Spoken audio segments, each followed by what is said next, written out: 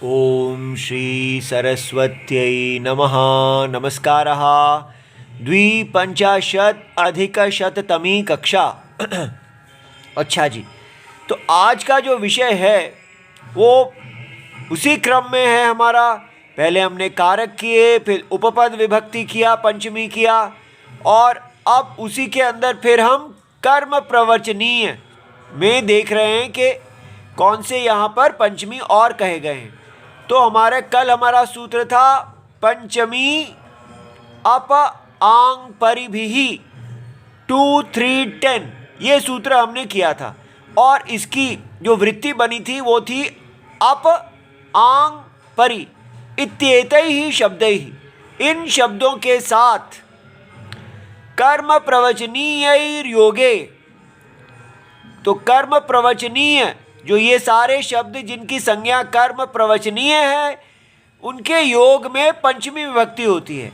कल हमने इसके उदाहरण देखे थे, लेकिन कल हमने ये नहीं देखा था अच्छी तरह कि ये कर्म प्रवचनीय क्या है, इति किम, उसको आज हम देखेंगे कि कैसे अव्यय संज्ञा है। स्वरादि निपातम अव्ययम 1137। ये देखिए, अष्टाध्यायी के आरंभ में ही अध्याय 1 और पाद 1, इसका 37 सूत्र है। स्वरादि निपातम अव्ययम, अर्थात स्वर आदि और निपात, इन दोनों की अव्यय संज्ञा होती है। तो ये अब इसके आगे हम देखते हैं। तो ये देखिए, अव्यय इस सूत्र ने कहा कि अव्यय दो प्रकार के हैं। एक गण है जिसके आदि में स्व शब्द है, तो उसको कह दिया स्वर आदि, स्वर शब्द उसके आदि में है, तो ये सारा गण का अव्यय संज्ञा हो गया। और दूसरा जो है कहा निपात, जिनकी निपात संज्ञा की गई है वो भी अव्यय कहलाते हैं। तो वो कहाँ है, तो वो सूत्र है प्राग्रीश्वरात् निपाताः 1156 से लेके 1197 तक। ये देखिए, ये जो है कारक हमने देखा, पहला अध्याय और चौथा पाद, तो इसमें सूत्र है कारक। कारक का अधिकार जो जाता है 23 सूत्र से लेके 55 तक है, और इसके 55 के बाद ये देखिए 55 तक कारके है, और उसके बाद 56 से शुरू हो जाता है निपाताः। तो प्राग्रीश्वरात् निपाताः 1456, 11 नहीं 1456 से लेके 1497 तक सारे निपात की संज्ञा होगी।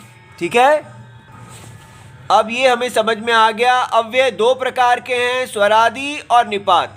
और निपात इस सूत्र के ने इसका अधिकार बता दिया है। इस अधिकार के अंदर 4 प्रकार के निपात बताए गए हैं। वो है, ये देखिए, चादयः असत्वे 1457, प्रादि 58, और गति 60, और कर्म प्रवचनीय 83। ये 4 प्रकार के निपात होते हैं। इनको भी हम देख लेते हैं। ये देखिए, प्रागीश्वरात् निपाताः, तो उसके बाद आया चादयः असत्वे, तो ये च आदि में है जिनके, ये एक गण है। इसी प्रकार प्र आदयः, जिस गण के आदि में प्र है, और उसके बाद तीसरा है गति। इस प्रकार 3 ये हो गए, और फिर उसके बाद कर्म प्रवचनीय है। ये देखिए 83, तो 1483 कर्म प्रवचनीयाः। और इसके अंदर अब जो हमने कल हमने जो किया, अप परि और आंग, इनकी जो है इनमें पंचमी होगी, ऐसा सूत्र ने कहा। तो ये तीनों कर्म प्रवचनीय संज्ञा वाले निपात हैं। तो आज हम ये 2 सूत्र करेंगे, अप परिवर्जने और आंग मर्यादा वचने 88 और 89। इस प्रकार इस चित्र की सहायता से, इस चित्र से हमको अपने दिमाग में बिठा लेना चाहिए कि ये कर्म प्रवचनीय क्या है। अब हम इसके देखते हैं। हमारा ये सूत्र है अपरिवर्जने, इसमें इन दोनों सूत्रों से अनुवृत्ति आ रही है। प्राग ईश्वरात् निपाताः और कर्म प्रवचनीयाः। और ये इसकी जब हम ये है अपपरी, प्रथमा विभक्ति द्विवचनम और वर्जने सप्तमी विभक्ति एक वचनम, समास विग्रह बनता है अपच परिच, अपपरी। ठीक है, तो ये चाहे अव्यय हैं फिर भी हम इनका प्रथमा विभक्ति कल्पना कर लेते हैं, अपहा, इसको मान लेते हैं कि ये अकारांत पुल्लिंग है और ये इकारांत पुल्लिंग है। इस प्रकार हरि शब्दवत अपपरी बन जाता है, ये अपपरी। इतरेतर योग द्वंद्व बन गया। अब इसकी वृत्ति बनी अपपरी शब्दौ वर्जने द्योत्ये, माने अपपरी शब्द छोड़ना, वर्जने माने छोड़ना, अर्थ द्योतित होने पर कर्म प्रवचनीय संज्ञकौ भवतः, तब इन दोनों की कर्म प्रवचनीय संज्ञा हो जाती है। ठीक है, और इसी प्रकार आंग मर्यादा वचने जो है वो मर्यादा या मर्यादा वचनम तस्मिन् षष्ठी तत्पुरुष, तो मर्यादा का वचनम यहाँ षष्ठी है इसलिए ये षष्ठी पुरुष हो गया, तत्पुरुष हो गया। ठीक है, तो इसलिए आंग इति एष शब्दः मर्यादा वचने कर्म प्रवचनीय संज्ञकः भवति। तो इसलिए मर्यादा वचन में इसकी कर्म प्रवचनीय संज्ञा हो गई। और यहाँ पर जो कल हमने सूत्र किया था उसमें हमने देखा था कि ये अप परि और आंग जिनकी कर्म प्रवचनीय संज्ञा है उसमें पंचमी लगती है।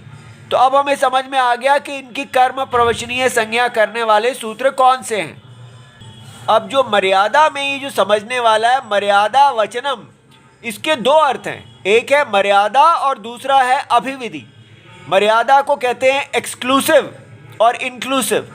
माने मर्यादा माने जहाँ अवधि है, अवधि से पूर्व, ये अवधि है इसके इधर का, और अभिविधि का मतलब है अवधि से जो के को साथ में लेकर, ये जो अवधि है इसके साथ ये सारा आएगा। तो जैसे एक बड़ा अच्छा उदाहरण है आ कुमारेभ्यः यशः पाणिनेः, पाणिनि का यश कुमारों तक फैला हुआ है। ठीक है, ऐसा। और इसी प्रकार अगर है अपरिवा आवासात यति ही वसति, अब यहाँ क्या है, यति आवास से वर्जित क्षेत्र में रहते हैं, तो ये जो है मर्यादा हो गई, अभिविधि नहीं है, आवास से पहले यति रहते हैं। ठीक है, इति सर्वम शिवम प्रणाम।